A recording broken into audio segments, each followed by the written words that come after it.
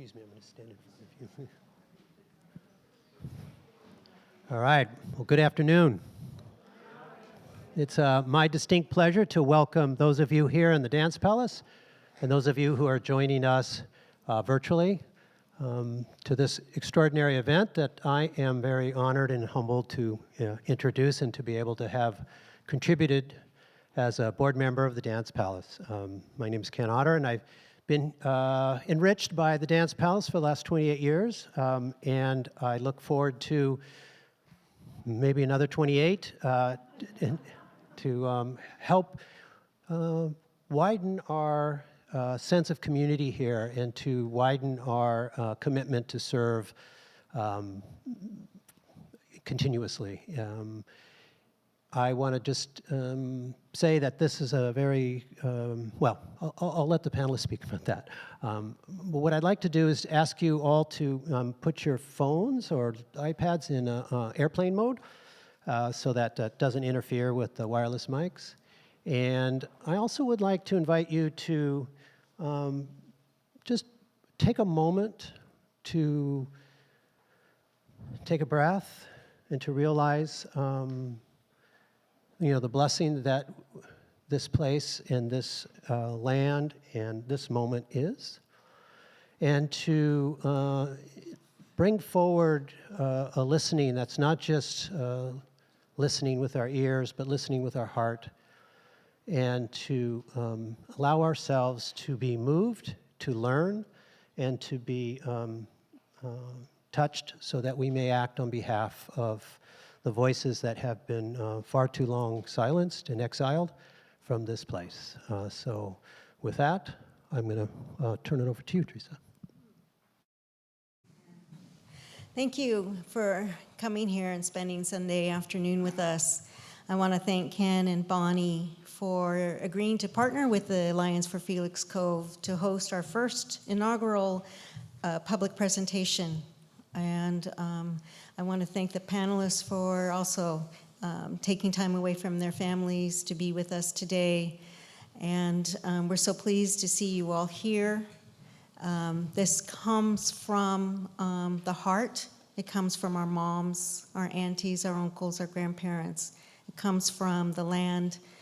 It comes from our ancestors calling out to us. It comes from that little cove that we've been calling Felix Cove, that many of you know as Laird's Landing, going down there and feeling sadness, loneliness, missing its family. So, I grew up with so many stories about Tomales Bay and Point Reyes and Marshall. I wanted to bring others to share their stories because it's just not our family. There's huge community here. And so I'm so happy to have our folks here. And also I want to introduce our facilitator. We're so happy to have our facilitation with David Escobar. And David was raised originally in San Francisco. He has lived in Sonoma County for 5 years. Prior to coming to North Bay, he served as an administrative aide to the 4th District Supervisor, Steve Kinsey, in Marin County for 15 years. After 21 years of service with the County of Marin, he retired early to take on the position of Director of Substance Use Disorder and Reentry Program at San Quentin. David identifies as an indigenous person and recognized as a member of the Linkapotan Nation, which encompasses parts of El Salvador, Honduras, and Nicaragua. He is an official staff carrier for the Ponton peoples of Guatahiwa and Guatahiagua. He has attended the Indigenous Permanent Forum at the United Nations in New York for several years as a delegate with the American Indian Movement. He has taught indigenous perspectives, Mayan cosmologies, and pre-Columbian perspectives at both Dominican and Holy Names University. David has also served as an interpreter for many indigenous elders from Mexico, Central, and South America when they traveled to meet with other elders in the United States, including Arizona and South Dakota. Thank you, David. Great. Thank you. First and foremost, thanks for the introduction. First and foremost, I'd like to have everyone stand, and Dean, I want to ask my brother Dean to conduct our invocation for this evening.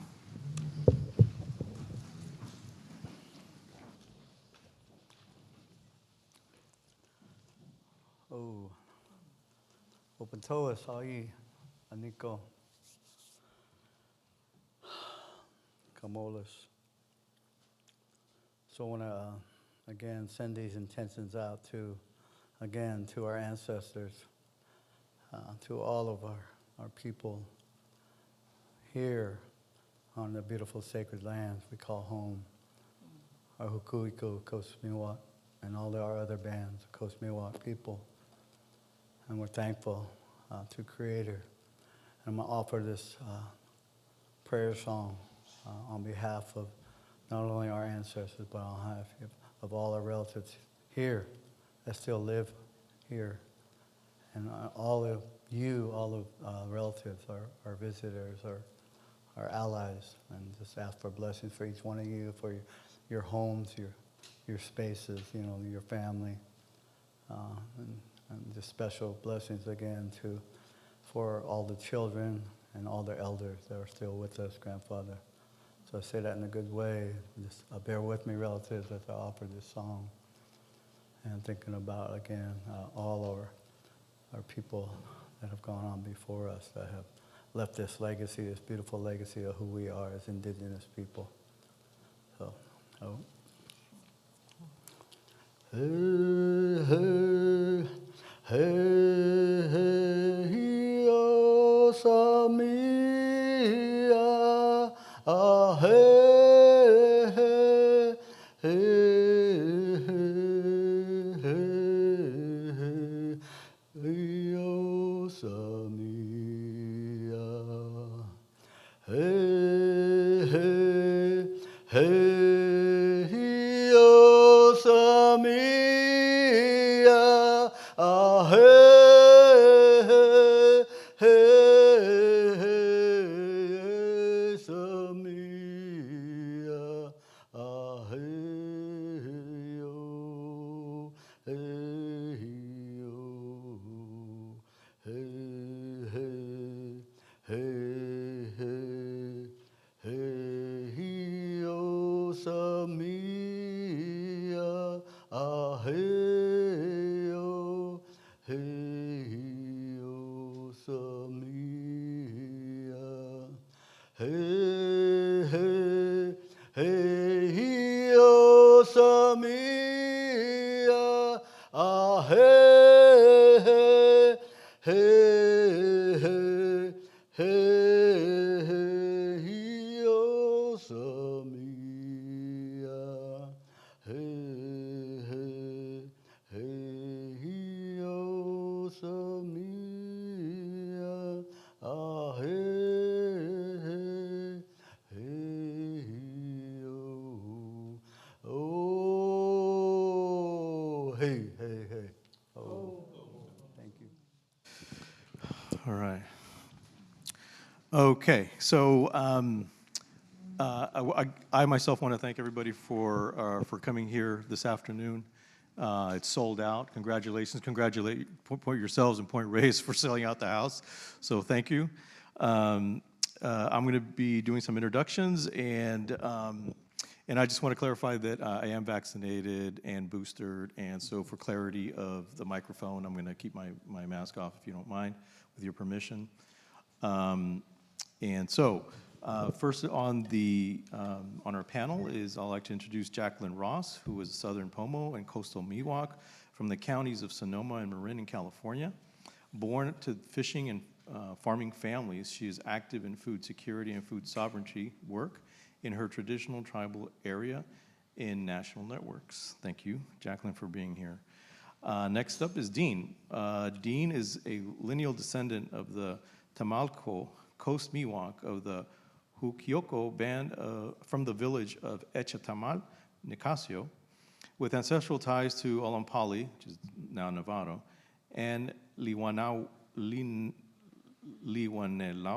Sausalito, forgive me, Gene, and was trained in traditional teachings and practices with family elders from a young age. For more than 25 years, Dean has worked in social services, promoting health, wellness, and educational opportunities for local Native people in a culturally responsive manner. And third, Theresa Harlan is the adopted daughter of Elizabeth Kamigli Harlan, Coastal Miwok, and John Harlan. She is the founder and director of the Alliance for Felix Cove, which works to protect, restore, and reclaim her Felix family Tamal-liwa Coastal Miwok ancestral home at Point Reyes National Seashore on the western shores of Tomales Bay. Teresa's family story is available as a 3-part podcast at Emergence Magazine. So if you go to Emergence Magazine and you punch in emergencemagazine.org, audio story, Coming Home to the Cove, you could hear her incredible podcast. And fourth, Dewey Livingston is a historian focusing on Western Marin County as well as topics around California. He was formerly a historian at Point Reyes National Seashore and other Western parks. Dewey is the historian co-curator at Jack Mason Museum of West Marin History and map archivist at the Ann T. Kent California Room, Marin County Free Library. This fall, he is finishing a 400-page book about the history of Point Reyes and Tomales Bay. Thank you. There is one person I really would like to acknowledge and who goes kind of quiet and silent. And I'd like to recognize Ken Tiger, who's in the room. Ken, if you can raise your hand, I want to acknowledge you. Hey. And you know, he's been a long time activist and supporter and warrior, I would say, for our communities throughout this country and beyond. And so thank you, bro, for being here as well. All right, well, let's get started. So this is going to be a free-flowing conversation. There are a couple of questions that I will be asking and provoking, maybe pushing back a little bit with our guests. At the end, we're also going to have, there's going to be some questions that are going to be the cards that you have on your seats. Those are questions that you can fill out, and then at the end, my sister back there is going to collect them and then bring them up so that we can try to answer them in a timely fashion. All right, so with that, I'm going to hand it over back to Theresa. And Theresa, why are we here? I'm here to share the vibrancy that was here when my mom was young and my aunts were young and my uncles were young. I just also wanted to share with you that we're going to play an audio clip from the Emergence podcast of one of my cousins.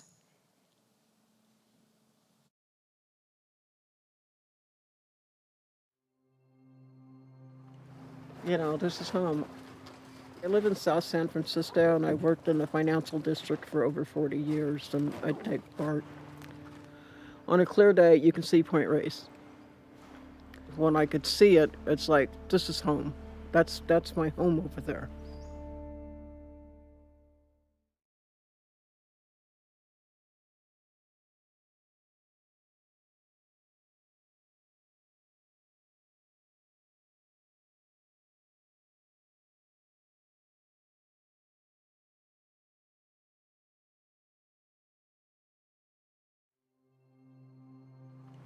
You know, this is home.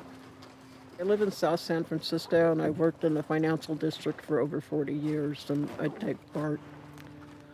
On a clear day, you can see Point Reyes. When I could see it, it's like, this is home. That's my home over there.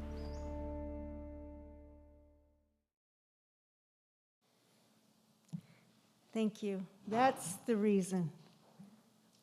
I would love to see my cousin go home and be able to go in her home again. Great.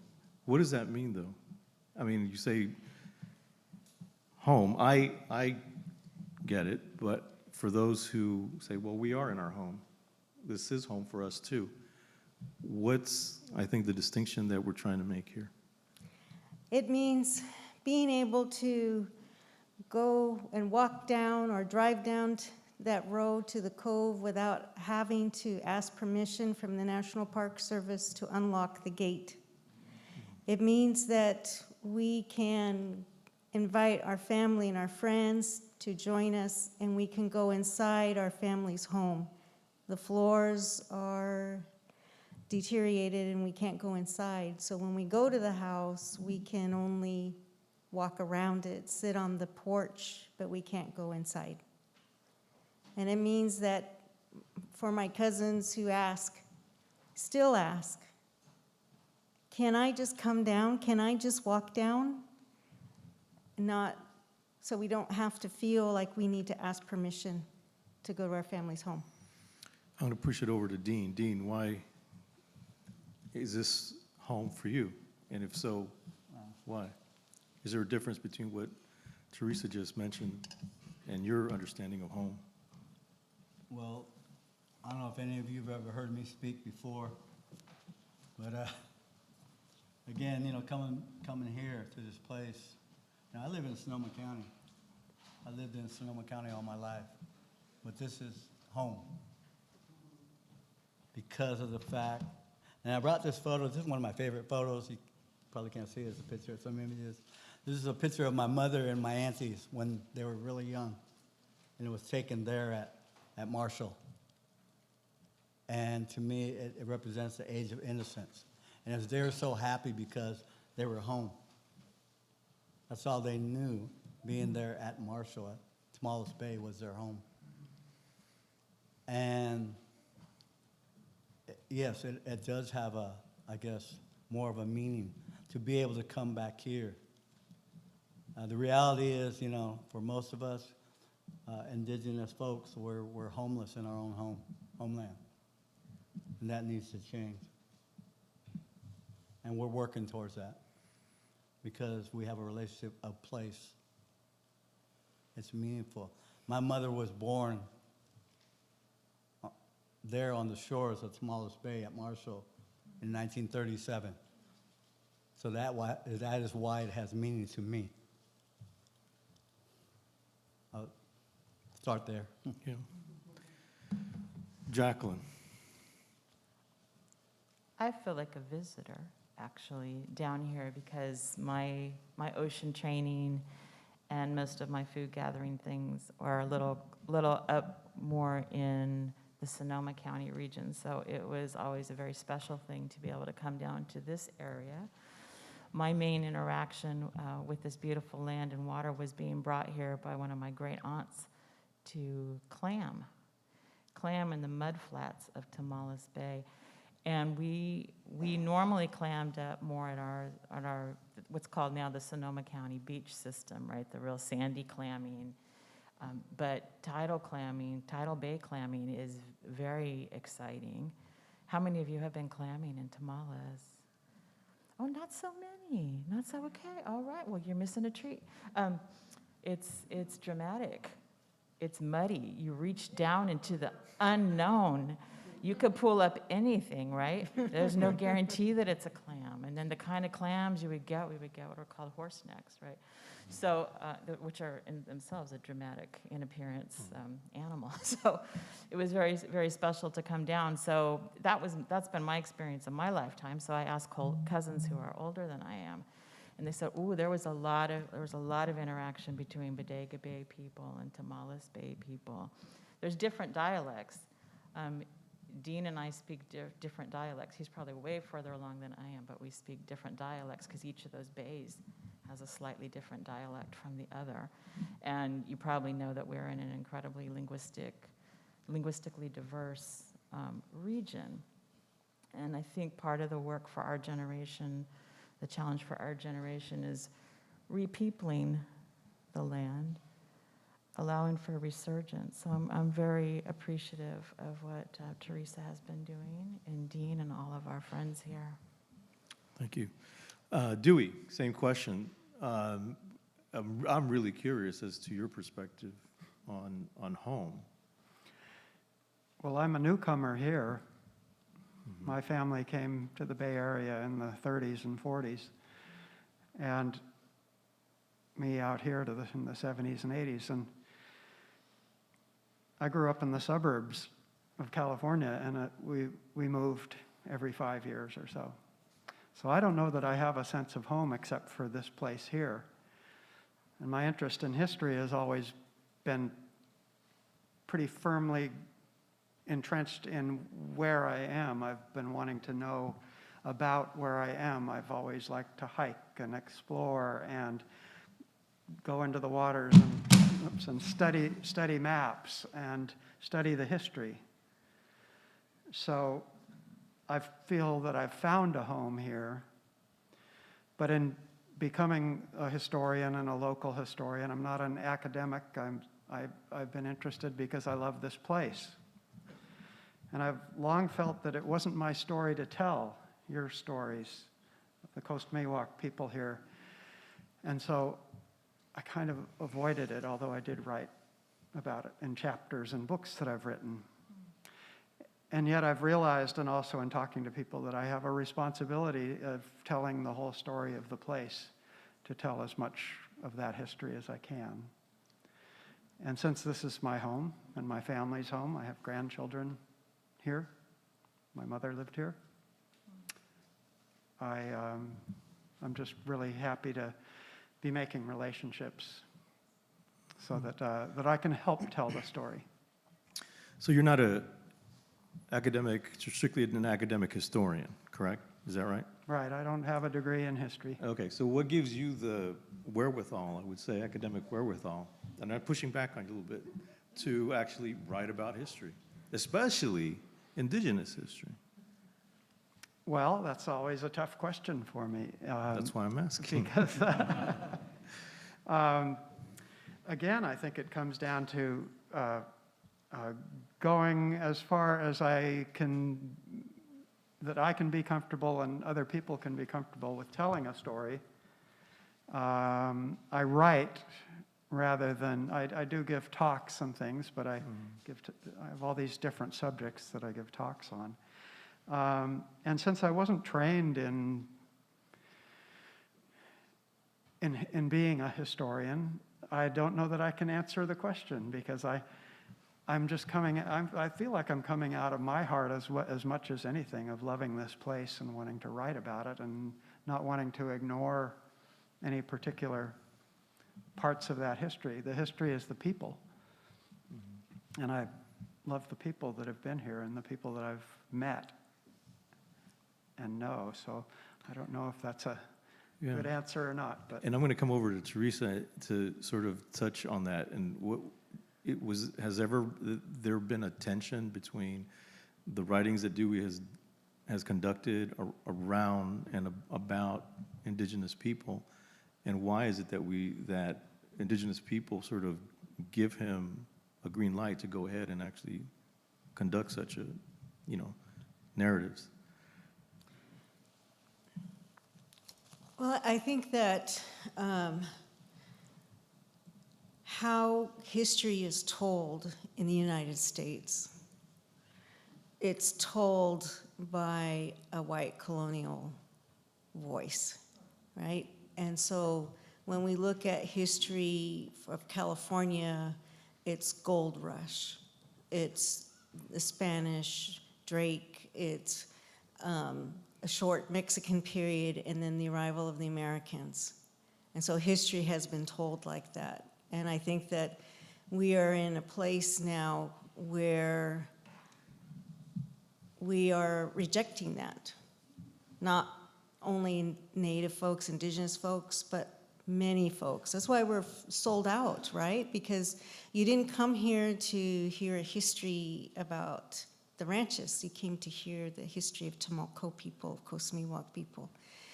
And I think that it's, one of the things that I appreciate about Dewey is his work to make that switch, to make that storytelling that he's been doing more inclusive, and to actually be transparent about it, to be up here on the stage with us.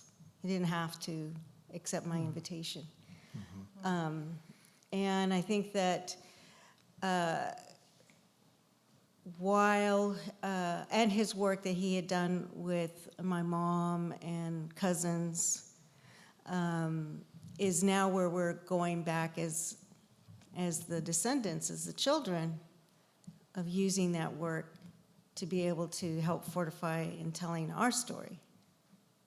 So the one thing that I appreciate is that there are folks out there who are white male people who put themselves out there, who will deny Native voices, who will actually come out and say Native people were part of the destruction.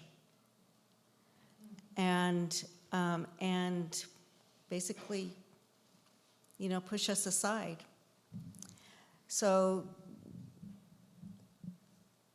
I'm not sure if it's a matter of permissions. It's a matter of, I think, for us coming forward and affirming and asserting ourselves as the storyteller, making this narrative shift, not asking for anyone's permission, but just making this shift in the story, changing the story.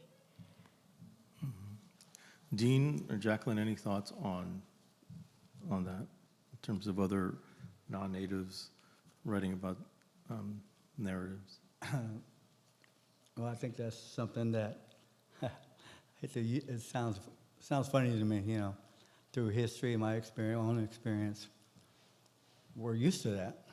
We're used to that kind of, I guess, perspective and approach. It's always been his story, someone else's story.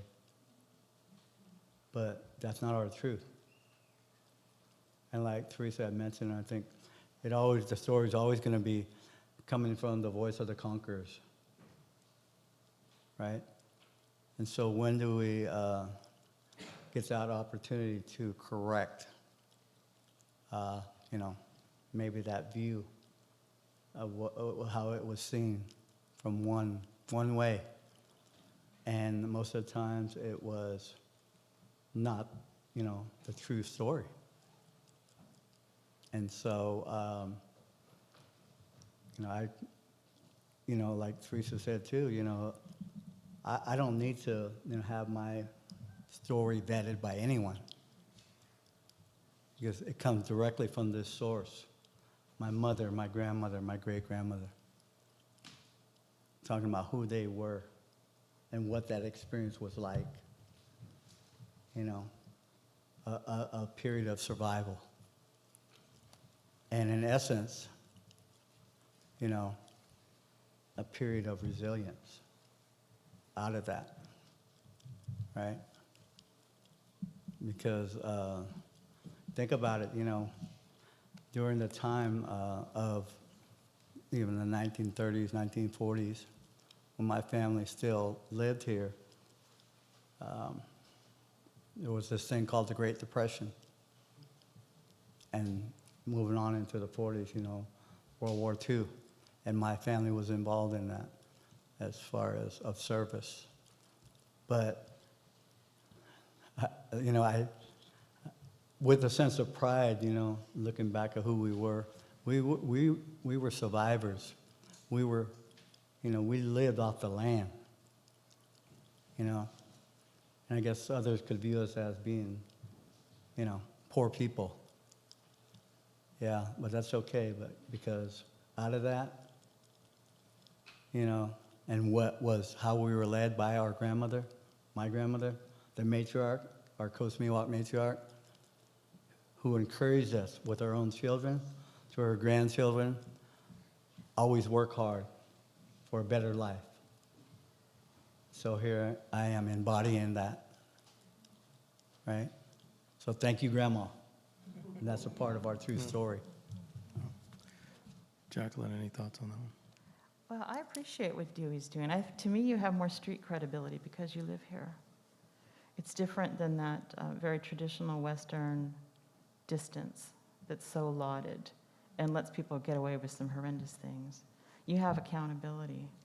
I like to think that if you stepped wrongly, any number of these people would come up and just tell you all about it because they live here, or they would interact with you, or they would have some kind of discussion about it. And I think that's useful. That's what leads to common knowledge, common understanding. I had a really nice experience some years ago when I was doing a presentation on behalf of the California Indian Basket Weavers to some kind of state society. I think it was the people that do restorative work for buildings and whatnot.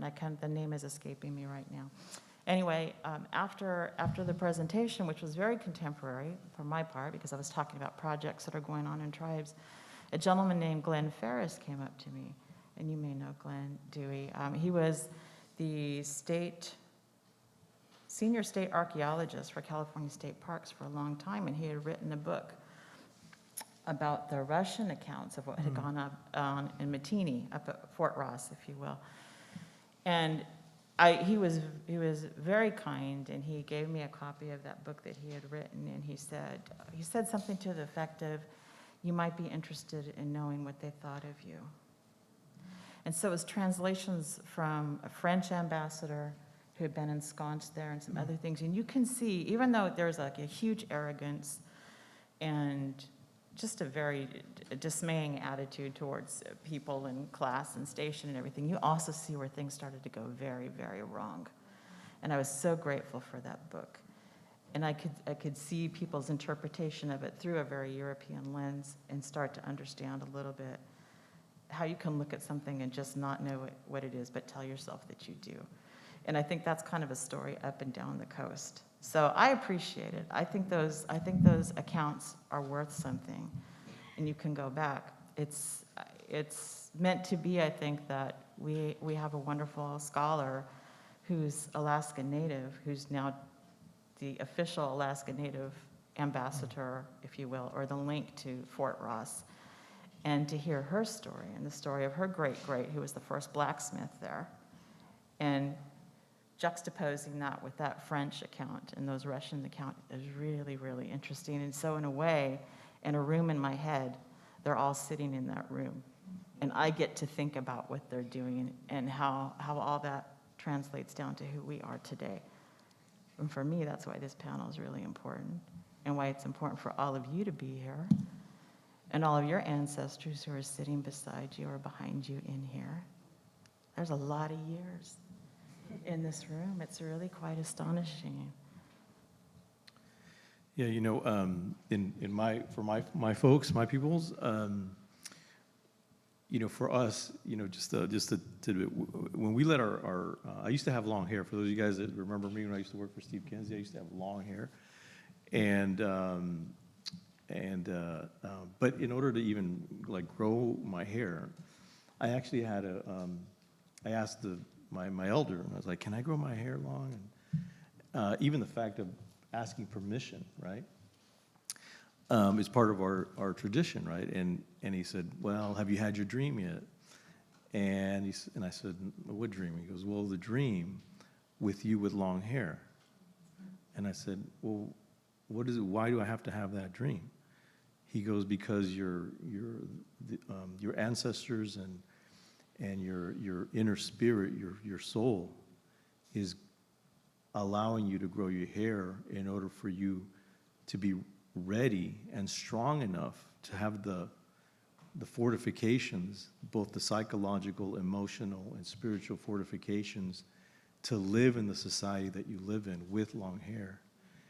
Every strand of your long hair is, for us, for my folks, represents one generation of my lineage." And so, and I say that because, to your comment, that your ancestors are here with you, you know, whether it's through long hair or whether it's with, you know, the DNA that runs through your veins. They're here with you since the beginning of time. And it's almost like, as well as the ancestors from indigenous people here, and we're having this conversation, which is amazing, right? And I think that that's what's so special about this dialogue too, because it is about visibility. And it's unfortunate that, you know, that we have to, and thanks to Ken and the Dance Palace, that we're able to have these, I would say, special spaces for all our generations of ancestry to come together and have this dialogue, right? There was one thing that Jacquelyn, a question that was really interesting that I wanna ask you about, and it came from you, but it's what does it mean to live in a place innocent to its history? And I found that so profound, and I wanted you maybe to talk a little bit about that, what that meant for you. I think it's a question we don't have to ask ourselves too much in this country unless we really want to.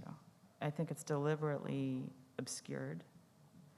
I think sometimes our biggest clue about where we are is what the malls have been named because they often memorialize something that's no longer there, right? Pear Tree Plaza in Ukiah gets me every time that I go by. So sometimes that's all that's left. The place names in this country are astonishing and horrifying sometimes when you go back and look through it. And so it's very easy to be innocent to history. But sometimes who pays the price are the babies, the kids, because they feel things and they know things that are there. And we're taught to really watch out for that. We don't tell our kids that they're not seeing somebody, that they're not feeling something. They very likely are. They're closer to the beginning of all things than we are with our 8 to 5 and our lives and our ways and what we do to each other. Those babies and those kids feel stuff. And, sometimes suffer from unresolved things out there. I think it all depends on if you believe in a spiritual world or not. I do, and any time that I haven't, it's made clear to me, it's made manifest to me that that's a big part of what's going on. But I think when you are innocent to where you live and you don't know the history, it's really easy to misstep. I think it's easy to repeat. I think it's easy to steer well-intentioned projects away from the natural order of things that could be on the land. And I think some of where we've experienced that on the coast is regulatory issues over land and water and species and things that really aren't in accordance with traditional ways that had lasted for so long. I feel amazing to be part of a people whose money is based on the health of our environment. And I noticed a gentleman in the back. I don't know if you'll feel comfortable standing up, sir, but there's a gentleman wearing a beautiful clamshell necklace. And clamshell and a lot of the shell, the abalone and things that we wear depend on ecological health. We don't have, and that's money for us, that's our wealth, and we don't have that if our environment's not healthy. So people may think we're poor, but when we have that, we're the wealthiest people on earth, that way. Any of the panelists, does any of that resonate with any of you?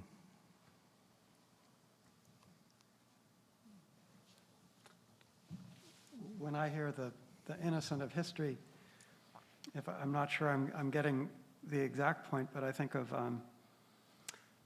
it's important for all of us to feel the community that we're in and the place we're at more than to understand the intellectual history of the place that you will read in a book, and that the stories that your family tells are of the greatest importance. Let me push back a little bit. So what if those stories about the place are very romantic and how great, it was to establish your settlement here, right? Yeah. Well, you can't choose your storytellers always depending on what family you're in. And I think part of the point of what's happening today in these years is to expand that story and make sure that a big part of the story is not being told or not being told properly. And I'm making a point of asking permission to tell those stories too. What I've written so far has been out to 4 different entities, just about everybody here at this panel too, asking permission. And when I went to interview Clarence Pensotti, I asked permission to go there. And that one was maybe a little off because his daughter didn't want me to come. And when I finally called and he answered the phone, he said, "Come on over." And so maybe that wasn't quite right. But I asked permission to interview Theresa's mother, and I think that's an important part of what I'm doing. Jeez. I just think that we're, especially the folks here in this room, are interested in shedding that innocence. Otherwise, you wouldn't be here. And that, we have to shed that innocence. We have to really understand our history. And we have to be able to know how we make our way forward. So for many of us, Indigenous science, learning how to live as part of nature, learning how to reduce our carbon footprint. Because if we don't, if we keep going the way that we're going, there's no future, right? And we want that future for the children, and the babies are going to be born tomorrow. We don't want them to be endangered by polluted waters. We want them to be able to experience, like Dean was saying, and his family, they were happy in that photo. The pictures that I have shared, my family, they're happy too. They're happy with each other. They're happy being in their extended family. They're happy to go out and get abalone, but you can't anymore, dig for clams. Those were the happy stories. And also, I just want to say that while folks, my family may have been impacted by decisions made by others, there was never a victimization. There was never a pittiness or self-pity. And that's what I think that, it's the full humanity of like, oh yeah, we might be cash poorer, but we're food rich. And that's the thing is that, while people in other parts of the country were struggling, our families here were bellies full because they knew where to get their food. But are we in that same place now? I don't think so. Where you can hunt, you can gather, you can go into clean waters. I don't think so. So what is it that we want to really give to the babies that are being born tomorrow? In order to give them and ensure that we have a healthy place for them to live, we have to shed that innocence. Any thoughts, Dean? Wow, it's very powerful. Yeah, my elders have told me that the land is calling us. Because we're not here, it's always going to be calling us back. And I think what the land calls out for is, again, why, if it's not us, whoever is there holding space on our sacred lands, how are they holding space? Are they in right relation with the land? Why are we being neglected? Why are you not taking care of us? And it's a tough situation, because, again, the future of, mankind depends on it, how we're in relation with the land. And I don't know what it's going to take, but I think mostly, for us to be back here and be in place, maybe we start with, again, that spiritual relationship. And that we're close to having that, to be back home here, so we can have our ceremonies, so we can begin that healing. Scientists are just now catching up to, again, our ancestors' knowledge, traditional ecological knowledge. We talked about, our lifeways too, the relationship with that water, right? How sacred that is. So those are the things that, again, ignite my thinking on what's important in regards to, the innocence of the land or the loss of it. So. And we're going to need all of us, yeah, to be a part of it.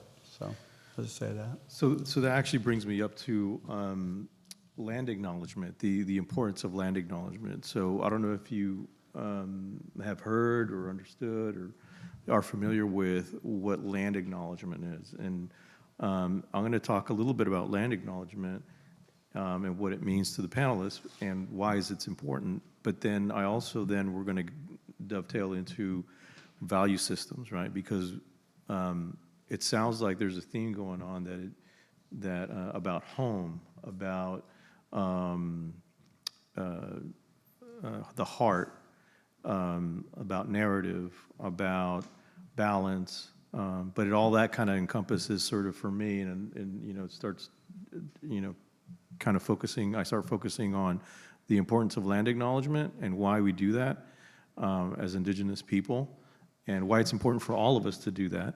And then two, this balance, right? And is the imbalance, right, that's happening, for me at least, is that we're diametrically opposed between Western industrial value systems and Indigenous value systems. That's really what's at the heart of this for me, and in classes that I've taught, is that that's what we're dealing with. We're dealing with a system that are both diametrically opposed.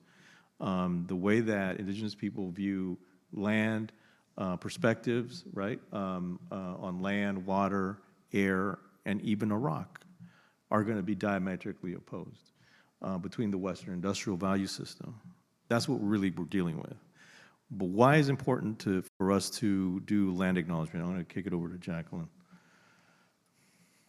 If it were up to me, I would prefer inclusion rather than land acknowledgement, actually.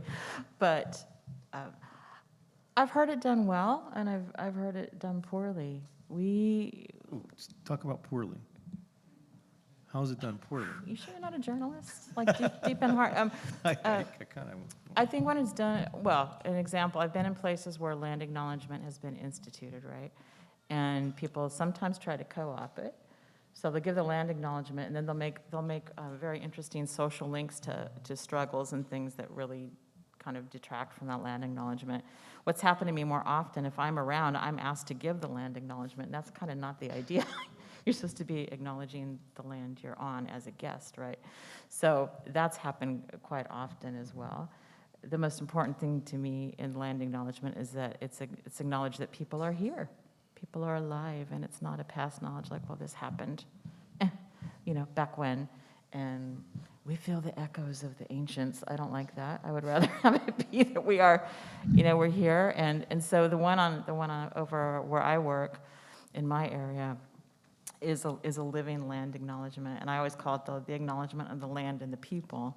And if I get a chance, and I get a chance to give that and introduce people to it, I talk about the tribal people that are there, and the animals that are there, and the plant communities that are there, and it gives some sense of the interaction that's ongoing and perpetual. So for me, that's a good way to handle it. Works for me, yeah. Great, Dean. The good one or the bad one? No, I'm just kidding. Well, both. Yeah, I want both. Let's No. do both, You know me, I'm like, you know, it's just interesting, you know, I think about it, you know, how long have we been doing this? Is this like a new phenomenon, land acknowledgement, right? I mean, not that I'm opposed to it. I'm really more like, about time, right? Because to me, really, I think, whether it's the intention or not, but to change the consciousness of what is and how it connects to what was. So in order for us to move towards what can be. And so a lot of times we are all visitors. You know, and I've learned, you know, even before this new phenomenon of land acknowledgement, when I would travel through what I call, all of this is Indian country. Wherever I travel to, whether it's Oklahoma, and I say it like this, Minnesota, you know, those places, indigenous people, you know, down there to New Mexico, right? And And I make an offering when I go. And I acknowledge the ancestors of that land. Because that's been like a traditional teaching, you know? It's like, so all of a sudden, you know, it's like, I appreciate that. So I think we can continue to, again, be a part of it, you know, and really not just to do it, but again, to continue to change the concept of what, you know, how we can share in that collective healing and awareness. So that, again, like I said, nothing's going to change with just a few of us. It's going to take all of us. So I want to focus on the positive, Brother Dave. Thank you for asking. Theresa, any thoughts on land acknowledgement? And then we'll pop over to Dewey. I agree with everything that Dean and Jacquelyn have said, and I don't have anything to add. I've just been sitting here nodding. Dewey? Well, I think like increasing awareness about the environment that was happening in the 60s and 70s and continues, and other changes in ways of looking at the world. The land acknowledgement seems to be part of you could call it a trend like that, but not, I don't want to use that word as belittling it. So I think it's a healthy thing. My son, and he's going to hate me for saying anything about this, is a person who grew up here who is so close to this land, way beyond anybody I know, from his experiences being in the woods and being with wildlife. And he's a musician and a organic farmer here, and his land acknowledgement, or what you might call that on his music, is that this music is being made on stolen Coast Miwok land. Now maybe that's a little toward, I don't know what that feels like, if that's too harsh or not, but I think it's being very honest. Yeah, so, land acknowledgement, a lot of politicos, are now, and others, right, universities, and when they have events, they open up their event with saying, I'd like to acknowledge that this is the land of the Coastal Miwok, or this is the land of the Lakota, or this is the land of the Dene people in Arizona, or the Pueblo, et cetera, and we want to honor, and then, what you said, the echoes of the ancestors are here, and blah, blah, blah. And what I have also seen is that it's great for changing consciousness. Brother Dean said, changing that consciousness. Great. My thing, too, is, and maybe you can touch on this, is like, it's not just about land acknowledgement, it's like what is going to change the material conditions of the indigenous people that you acknowledge the land of, right? It's what you said, not having to ask permission to unchain the gates to walk on ancestral land, right? So, to your point, right, it's like sometimes it's done bad, sometimes it's, done well, I hope, But I think the intent for land acknowledgement is really raising up, levels of consciousness. Let me jump into the value system. What do you think about our indigenous value systems in comparison to the Western industrial value systems? Because there is a difference.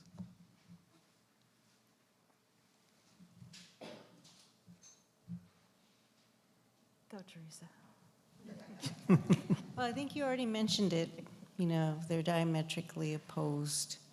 One is extraction, consumption, get as much as you can, sell it, make something out of it, sell that, and get cheap labor.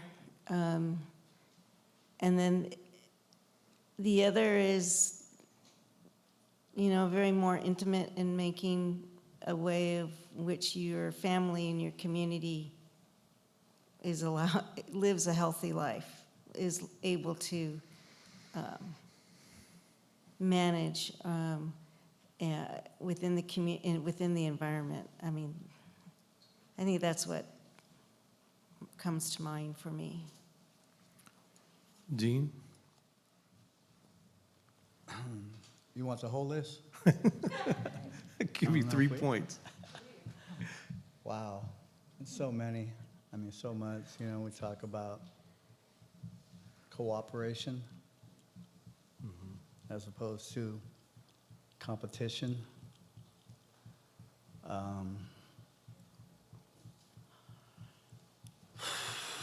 But I really want to, I mean, it's real as far as, you know, what is meaningful for us, you know, our values of, again, it's I'll be honest with you, it's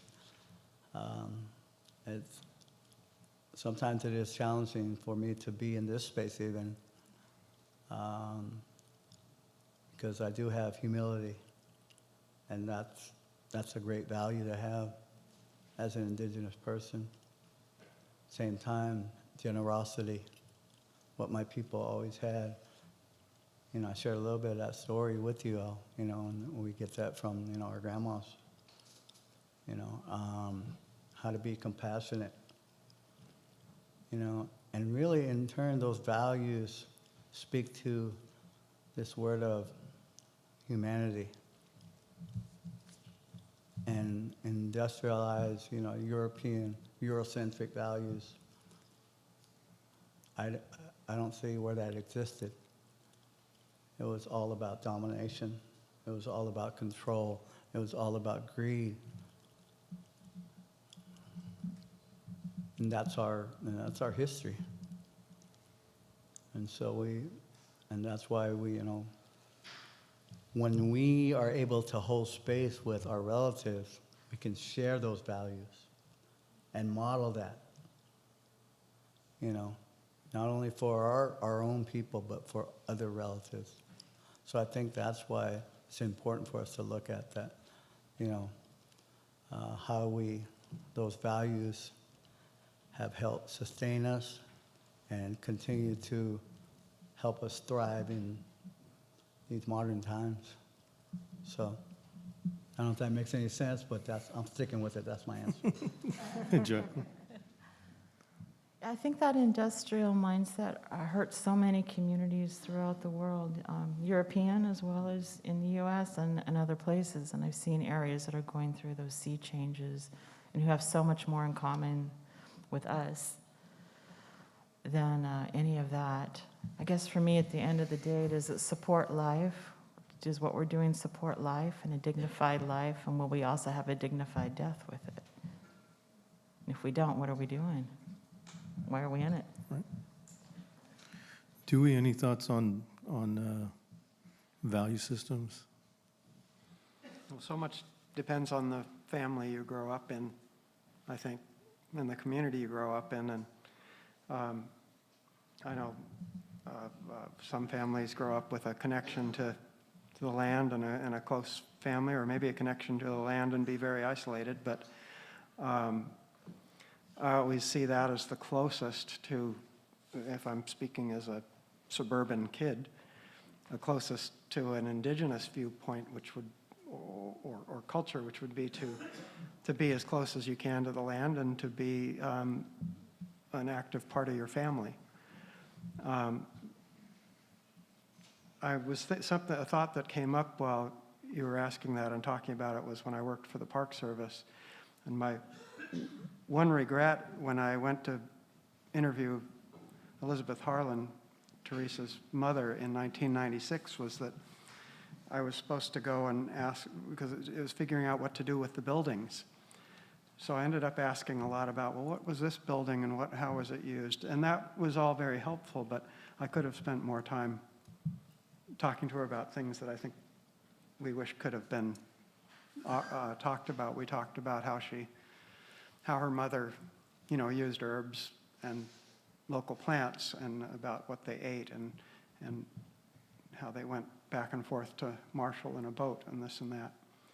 And it's that sort of difference of mindset. Well, what about the structures and the buildings and how we can evaluate them and then classify them as historic or not historic, and all of that was really unnecessary. Yeah, it's so interesting because my folks actually, during the colonial period, the concept of land ownership, right, you've heard, was very foreign, to the point where my folks would, my communities would burn down the fences as a sign of resistance to the colonial power, for actually trying to not only resist but also make a strong statement that that fences was definitely not only colonial but was completely diametrically opposed to the concept of community and land belonging not to us but to the Creator. And so fences would go up and they would be burnt down and over again. So they started making them out of brick or stone, you know. I'm sorry? We're talking colonial period of Central America, eastern portion of El Salvador. Thanks. I want to move over on and actually just talk about the work that you're doing now. I want to, if you can elaborate on the body of work that you're doing now, and then we'll go down this way, left to right. Okay, on my left. Okay, all right. Well, the work that I think first of all, probably a lot of everybody in here, but certainly a lot in our indigenous communities, people often have at least a couple of jobs, right? We have the job that pays. If we're lucky, that's also our traditional job, but some of us do a couple of different things, and I've seen it all over Turtle Island, so to speak, people that have a couple of different things, you know, a healthcare worker in the day, dance captain, root boss, you know, somebody that's got something they do in the community. So for me, my informal work is around food, because I come from a fishing family and a food gathering family and a farming families also. And so what I've come to realize with some shock, and I probably shouldn't be shocked, but I have been, that the more that I talk about our traditional foods with some of our young people, to find out how many people are at least one step away from it. Not necessarily through their own doing, they just can't do it anymore, right? We don't have access to the land the way that we used to. Private land ownership has impeded that somehow, but corporate land ownership and the methods of managing that have created some real harm. I think back to my dad's stories and the great joy in going spring fishing with him, you know, when the tides are so dramatic, and driving up Highway 1, and him being able to say, oh, you know, when I was 12, I could swim out to that area and just bring back, you know, the fish and the abalone, and that place was really good for China cod or whatever, and that really intimate, to the rock knowledge of pretty much every beach in the Sonoma County system. And we had always talked about going and very carefully maybe GPSing that and making a family record of that, because he was seeing so many climate changes in his lifetime that you see, and you can see it, any of you that know your beaches really well, you know that things are a little different now than they were even 10 or 20 years ago, right? As the water changes in acid and in temperature, we see different sea greens coming in, some things dwindle, the urchin population, that horrible starfish die off, and then how quickly they come back, what happened to the bull kelp, right? All these things that are going on. We don't have a fabulous record, and our scientists, bless them, so helpful, but often kind of one species specialists, because that's what they have to do for their lives.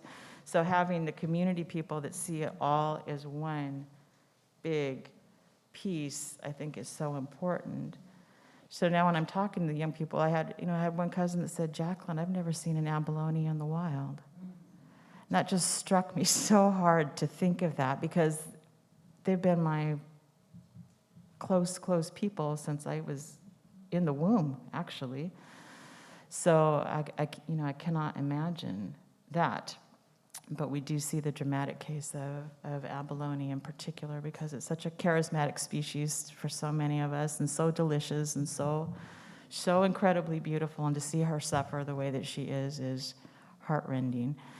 So that's the work. Awareness, access, jumping a little bit more into the policy discussions, which I don't particularly relish, but it has to be done. Making sure that tribal voices get heard. You know, when somebody talks about protecting a huge marine area, but that prevents you from going down and getting a feed of a particular animal for your old people, that's harmful. And you lose that relationship to that place and those animals. I think we all talk to everybody down there when we're in the water. You know, we thank them for our life, for sustaining us, asking that they guide us so we don't hurt anybody when we're out there, that we behave ourselves with dignity and balance when we're in there. And so to not have the access to do that kind of leaves generations without that critical experience, right? That interaction that you have to have. I mean, you can be told not to turn your back to the ocean, and you can be told, you know, this and that about the waves, but you really don't know till you get caught and you get a big, you have that experience out there in there. And I think it was here in this very palace some years ago at a Geography of Hope conference that one gentleman came up to me and he said, you know, I have come to realize that my little grandson may never know what a tiger or a lion looks like. And that stuck with me since I heard it here. And so I think there's an awareness in the community of what's at stake, you know, locally and worldwide, which I really appreciate. But it's a lot of work, David. It's not always joyful, and I like to do things that are joyful, you know. But I do like talking to people. I do like sharing those stories and creating awareness and trying to change some ideas about regulation and policies so that we have a generation that knows what they're doing. I can go off on a bunch of different tangents with everything she said, but we got to keep going for time. That was amazing. Dean, what's the work you're doing? Oh, man. I was just like recovering from all that work Jacquelyn shared, but it's kind of related to a little bit of what I do. Again, I'm a cultural bearer. I've been given that role and responsibility from my relative, Lanny Panola. You know, and it continues. It's kind of been on the down low. You know, the traditional, our traditional ways are what we call, we're roundhouse people. And of course, I don't know if many of you knew about Kuliloklo, right over here. And it's hard for me to go over there, you know, to see, you know, again, our sacred space, you know, in the shape that it is. And because many years ago, I remember when Lanny was there working and sharing and teaching the cultural ways, and we were having ceremony there so many times, you know, in that roundhouse. And, you know, where he told me, you know, when I'm gone, it's going to be your responsibility to carry on the culture. So that's what I'm doing, you know, being that dance captain, being that whole, and serving in that role. And so we haven't had access to Kuliloklo, and doesn't seem like we will be, you know, which is a sad reality. But again, we have many villages, and so I know a couple of our council members just recently met with some landowners over in the Casio, and it's a great possibility that we may return home, because that's one of our main villages. That's where my great-grandmother Maria Copa was born, and she's from Ekatamal. And so that would be incredible. And there's other opportunities, you know, in surrounding villages, you know.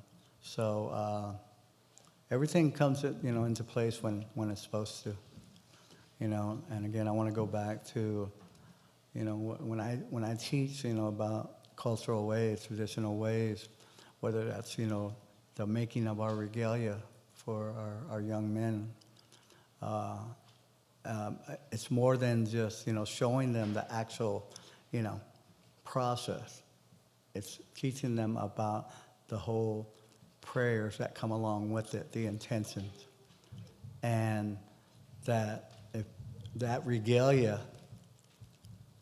you know, you have to earn, you know, your way to dance it, to dance that prayer. And when you put that regalia on, you become that prayer. The dance, the regalia, those feathers become alive. All right, and that's why I have my own feathers, and even though I'm not dancing, that's why I have to, on a daily basis, I have to pray with my feathers. I have to care for them because they're alive until that next ceremony, right?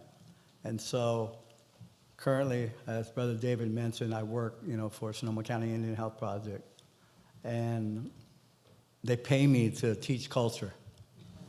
I'm like, seriously? All right, we're working on, you know, bettering that relationship with the federal government in some ways, you know. So, and I'm all about promoting health and wellness for all of our people and all the community members. So that's the work that I've been doing, along with the work on our tribal council, Coast Miwok Tribal Council Marin. And so there's only a few of us, but we're steadfast. We're just going to keep moving forward. And so, and that's why I appreciate Theresa inviting me to, again, to give voice that we're here. And that, you know, and I appreciate Dewey, you know, again, for, you know, asking permission and for offering that opportunity for us to look at, you know, what you're presenting. Okay. So, yeah, and my sister here, you know, I appreciate her, you know, again, for all the awesome work that she's doing. Like, I mean, just talking about the seaways, you know, the abalone, you know, when I think of home, you know, here at Tomales Bay, and my grandmother talking about the clams that she would go and gather, the mussels, you know, the abalone. And like, during those times, you know, it was like we just took it for granted. But now they're so depleted. And it's so heartbreaking to see that, you know, and what is it going to take to help even get to a point of where they have an opportunity to prosper again, you know, because there's so much, it's a life way, and it's a beautiful part of our cultural ways and who we are as Coast Miwok. And I'll say to the other tribe, Pomo. Hey. My Pomo relative. Thank you. Yeah, Theresa. Well, the Alliance for Felix Cove came out of realizing that it would take more than just me meeting and calling Superintendent Kinkle, that it meant that I needed to build an alliance. And I asked my older sister, I asked my older cousins for permission to create the Alliance for Felix Cove. And it's really about where we're setting our sights for accessing our family home, raising funds so that we can come to the National Park Service and say, hey, we got landscape architects, we have historical architects, we have this plan, and we've got this much money to restore that little house over there. And part of it is making these alliances with folks. You know, here I have learned in the past year, everyone's here. Google, Apple, all these folks are here, and folks may be sitting here who have ties to representatives, congressional and Senate representatives. You know, I've been trying for over a year to get meetings with folks with no success. So, you know, some of that work, that's what that work is part of it is advocacy, of pushing, building relationships, and keep asking the question, why can't we have access to the house? Why can't those the interior floors be restored. Why? Keep asking that question and making it so that all of you ask that same question. Like, why can't Victor Souza, his spirit, have justice? You know, being kicked out and forced to know where his home is, work across the bay, and not being able to go home. So part of it is the work of the alliances to do that. The other part is the narrative shift. We've been doing great work. We've been getting good attention from the media and the press to share our story, the work that we're trying to do. But it's also about providing a means. For instance, we have a project that we submitted to the California Coastal Conservancy, which was a virtual reality project, which would include families, the Elgin families, because my mom would talk about the Elgins. We have photographs of the Elgins in our family album, you know, where Jacquelyn could talk about her family, where you could drive through and hear these voices and these stories, where your children could be in a classroom or your grandchildren could be in a classroom with a VR headset and experience Felix Cove, or folks who can't make that walk down the hill or we don't have access. So we actually have a designer who's designed a platform for Apple to do all of this. We asked the Cultural Conservancy to fund us, and as a state agency, you know, I'm a retiree of the state agency, they didn't want to fund an application. So we have to raise funds so that we can come back to them and say, hey, we raised the $80,000, which is at cost, for this application. Can you partner with us so that we can do the rest of it? So that when you're driving through Marshall, you can hear Dean's family story. And so that virtual reality project is work that we want to do, because what happens? What happens, you know, in the last windstorm, trees fell beside the house. They didn't fall on the house. But what happens if a tree falls on the house? Or what happens if some knuckleheads go out and start a fire and they burn the house down? You know, rising oceans are going to put that house underwater in 100 years. So, you know, we really need to, you know, maybe it's the protection, the reclaiming of it is in a virtual setting. So there's that. And then the other part is just building our alliance, building the alliances so that we have not just our little voices, but we can say we come in, these folks are behind us. And so that we can also share and create a platform so that we support the work. This is what this is about. It's not about my family. It's not about me. It's about supporting the work of the folks that are here at the table and then the other folks that you don't see. So that's the work that we've taken and we're pushing forward. So no rest for the weary. Great. Dewey, what are you up to? Well, I'm writing this book. It's kind of my last book, maybe a big book on the history of Point Reyes and Tomales Bay. Over the last 6 years of working on it, there's, like Theresa used the term, a narrative shift, and I've learned a lot in moving from that old format of the Anglo writing, the history where, yeah, maybe your first chapter is about the indigenous people of the area, and then you move on and you never go back to that's just that little bit and it's over. Well, I've long known that that's not the case here on Tomales Bay anyway, that families stayed or came back, and it's been it is part of the narrative. And so I'm really learning a lot and being, I believe, more inclusive in what I'm writing. I wish I wasn't the one that was writing all that, though, in a way, but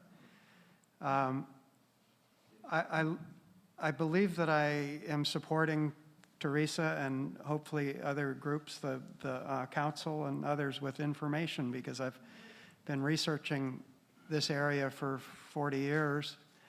I've copied all the school records for Marshall School up on the wall, or a picture that turned up just a couple of months ago of the Marshall School of the kids with the identifications on the back, and I have the school records that go with that. And and seeing that a good 50% of the kids at Marshall School for decades were from Coast Miwok families.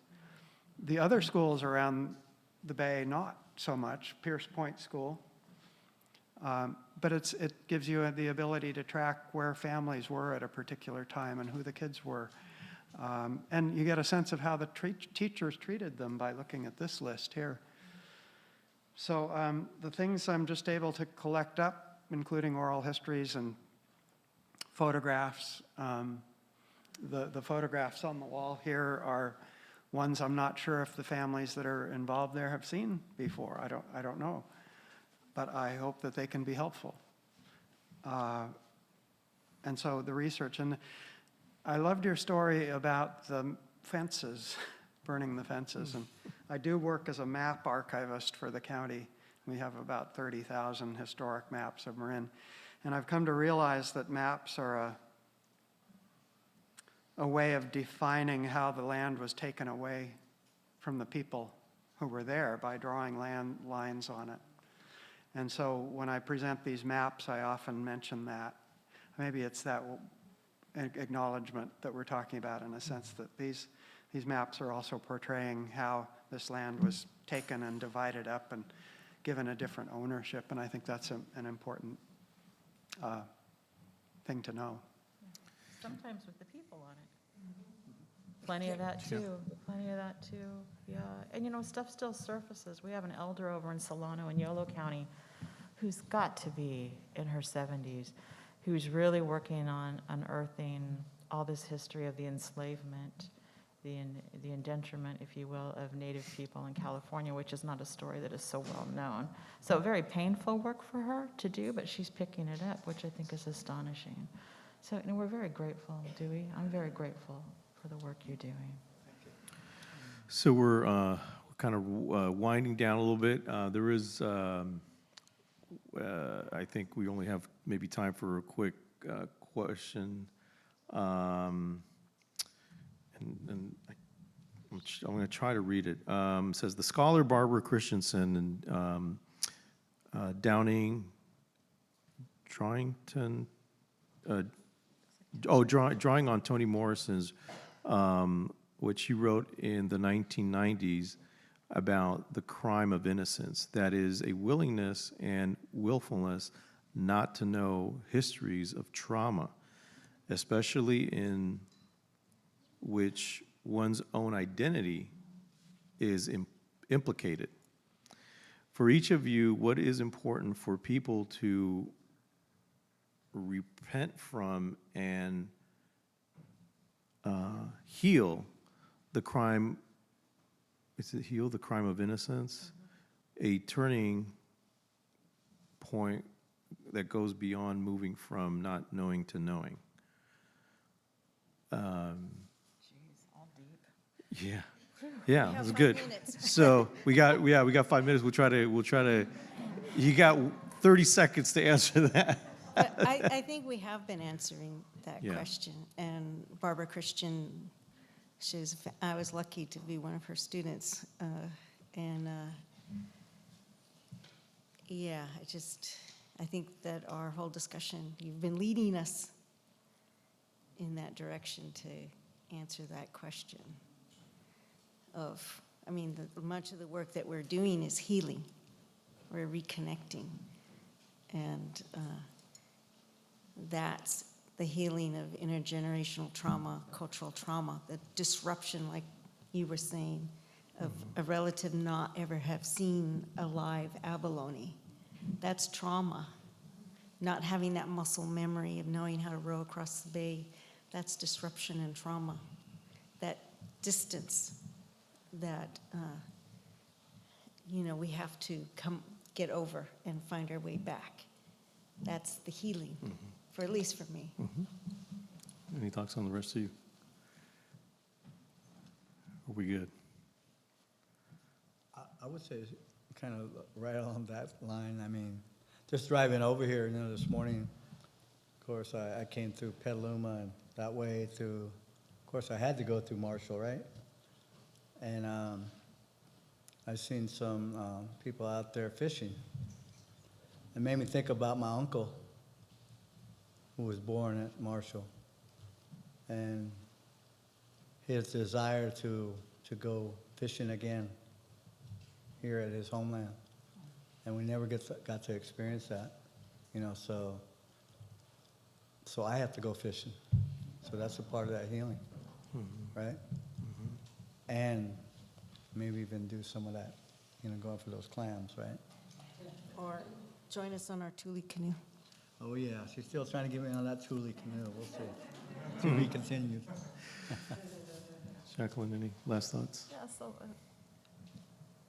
some horrible things have happened along the coast, right? Things that I don't know. Theresa and I were talking with the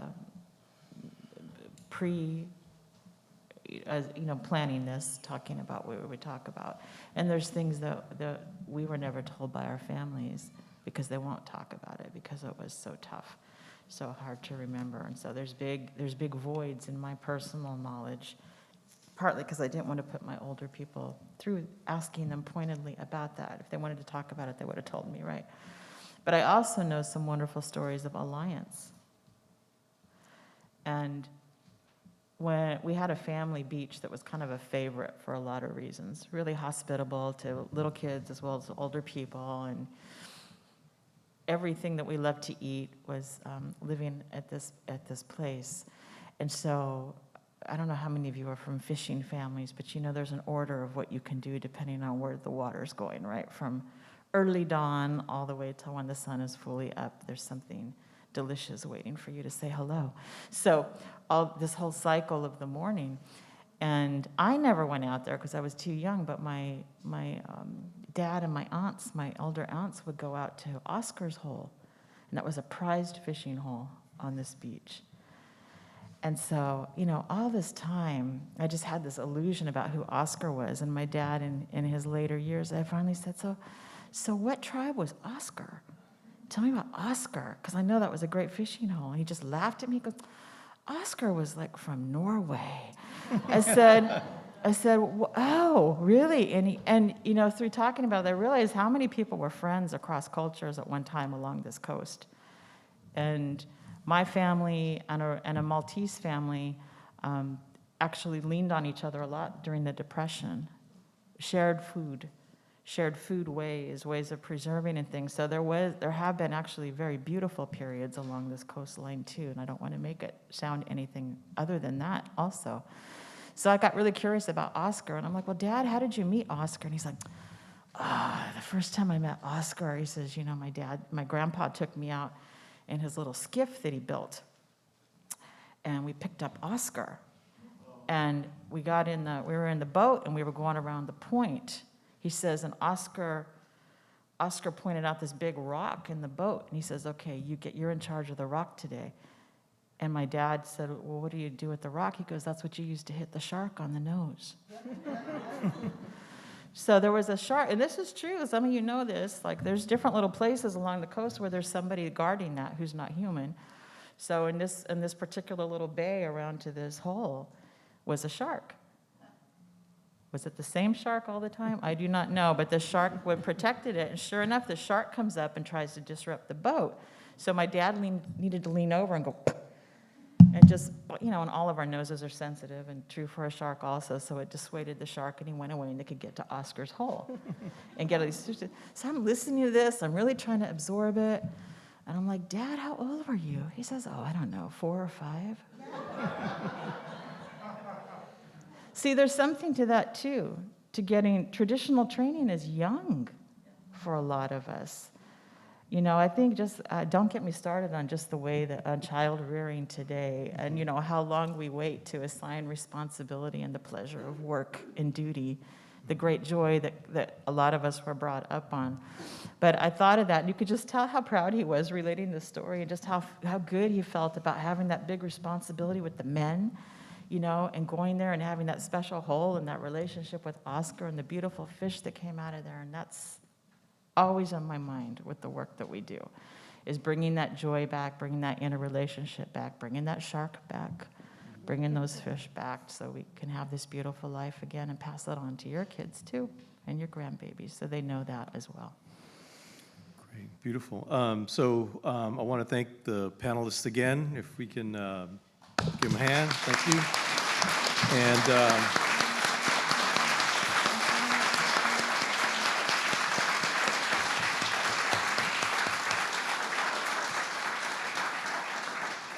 and again, I want to thank Ken Otter and the Dance Palace. I know you're going to say your last few words, Ken, but I want to just reiterate sort of, the courage and the honor to hear your stories of voicing humanity, your humanity, right? Because that's part of this diametrically opposed value system, is that indigenous humanity for indigenous people around the world is still a question. And so opportunities to be here at the Dance Palace and be voicing from the heart instead of in the mind is so critical to expanding that consciousness that we talked about, and moving from responsibility to these young folks, and to all of us, from responsibility to obligation to the land and to ourselves. So thank you so much. Ken? We have one audio clip, one more That's audio right. clip. And I also want to acknowledge Tori Canby, who's part of our Alliance Strawberry Leadership Circle, and Kim Tessero back there, also part of our Strawberry Leadership Circle. And if we could run that audio clip.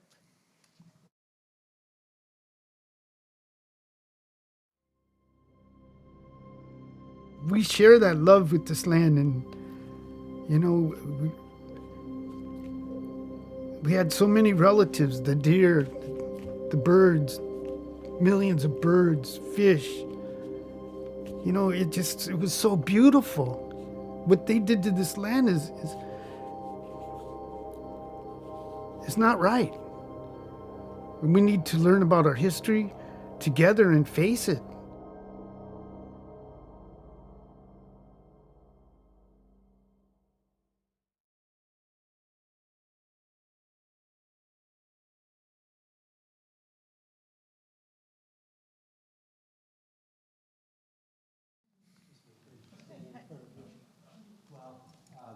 Again, I just want to say I'm honored and humbled that we were able to host this event, and I just want to thank you all for attending virtually and here in the Dance Palace space. It feels good to bring people back to the Dance Palace. It's been a little bit dormant over the last couple of years, and I can't think of a better way to bring back people into the Dance Palace than to be blessed by the voices, the ideas, and the presence of Native peoples in this area.